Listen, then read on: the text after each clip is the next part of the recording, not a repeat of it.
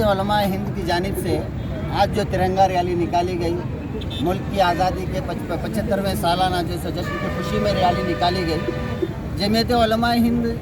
मुल्क की आज़ादी में शाना बशाना बिरादरान वतन के साथ मिलकर मुसलसल लड़ती रही। 1919 में जमीयत उलमा हिंद का क़याम अमल में आया और उसके बाद से उलमा इकराम जो जमीयत उलमा हिंद से जुड़े हुए थे और दूसरे उलमा इकराम और मुल्क के जो बिरादरान मुल्क थे वो अंग्रेज़ों से ग़ुलामी की आज़ादी के खातिर आपस में एक दूसरे से लड़ते रहे और एक दूसरे से जो है तो मुकाबला करते रहे, तब जाके हिंदुस्तान को आज़ादी मिली। हम जमीयत उलमा का मंशा और मकसद यही है कि जो 75 साल पहले इस मुल्क की सारी बिरादरियों में, सारे लोगों में जो आपस में मेल मोहब्बत था, जो आपस में भाईचारगी थी, जो आपस में एक दूसरे के साथ इसार और कुर्बानी का जज्बा रहा करता था,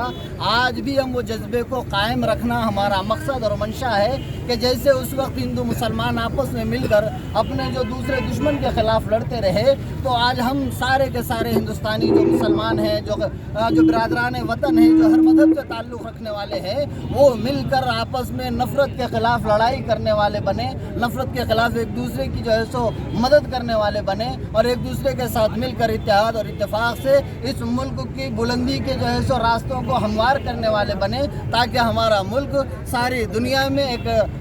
इत्तेफाक और इत्तेहाद की मिसाल बन जाए, आपसी भाईचारगी की मिसाल बन जाए, आपसी मोहब्बत की मिसाल बन जाए और सारी दुनिया में हमारे इस मुल्क का नाम रोशन हो और इस मुल्क की भाईचारगी का नाम रोशन हो और इस मुल्क की जो सेकुलरिज्म को सारे मुल्क में एक मिसाल के तौर पर पेश किया जाए। जमीयत उलमा का इस रैली के निकालने का मंशा और मकसद यही है कि हम सब आपस में मिलकर इत्तेफाक से, इत्तेहाद से, मोहब्बत से, भाईचारगी से और हमारे वो जो बुज़ुर्ग और असलाफ थे जो उस वक्त आपस में मिलकर एक दूसरे से लड़ा करते थे, यहाँ तक कि